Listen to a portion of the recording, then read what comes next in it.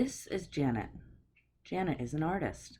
Janet is well known in the art community because she only creates artworks of the sun.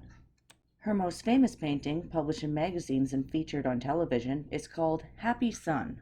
This is Bob. Bob is the CEO of a CD manufacturing service company. Bob and his team are creating an educational, interactive computer disc that features an alphabetical list of everything factual known to man about the sun. Bob needed artwork for the cover of his CD, and because Janet was so well known for only doing artworks of the sun, a meeting was set. At this meeting, Janet agreed to let Bob use her image with one stipulation. She would have full creative control of the cover of the CD and would get paid for the design she rendered. Bob agreed to Janet's terms, and within a few months, Bob's CD titled Facts on the Sun was so popular it sold out in stores. This is James. James is a software engineer that used to work for Bob. James played a major role in the development of Bob's CD, Facts on the Sun. When James saw how much money Bob made from his CD, he asked for a pay raise. Bob declined the raise, so James quit and started his own CD manufacturing company. James, knowing the success of a CD he had already developed, created his own version to manufacture, which consisted of all the same features, facts, and a very similar cover. Bob finds out about James' CD and is furious. Because James' competing CD is out on the market which contained the same information, Bob started losing profits. But did James break the law? Can Bob sue James? Can Janet sue James? Let's take a look. Thinking of the similarities, let's compare. Both products are CDs. Both products contain every known fact about the sun. Both CDs are titled Facts on the Sun, and they sport the exact same font. Both CDs contain artwork described as a yellow and orange smiling sun hand-painted with a blue background.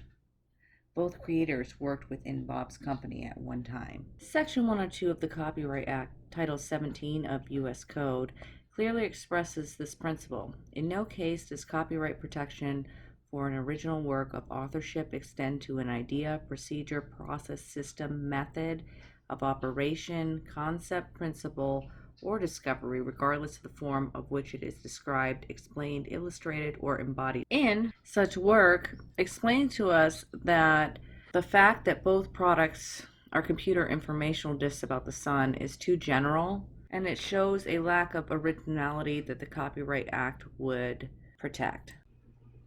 Now let's talk about the facts within the two CDs. Facts are not copyrightable, but the way they are presented is. James, being the original writer of Bob's Facts on the Sun, knew how he worded it and what he put into everything.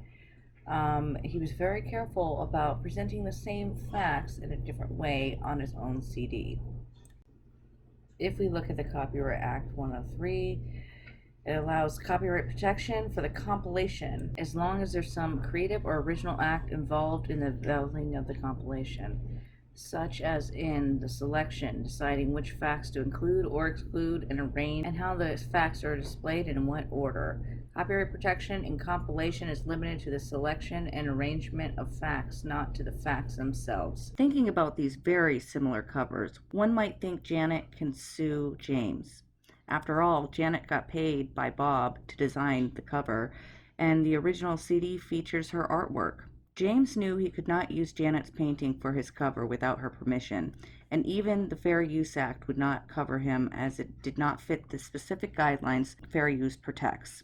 As a dig at Janet's simple artwork and Bob's taste, James had his 2-year-old daughter draw a similar picture and featured it on his cover. The covers look so much alike, but a yellow and orange sun on a blue background, once again, is too general for the copyright law to protect. Because James was the original developer of Bob's CD, he did have insider information, but because Bob's CD was sold to the public market, anyone could have used the information to compile their own CD without James's exclusive knowledge of Bob's product. James even made sure to use a different source code in his CD. But there is one factor that may get James in trouble legally, and that is intent, which is another subject for another day.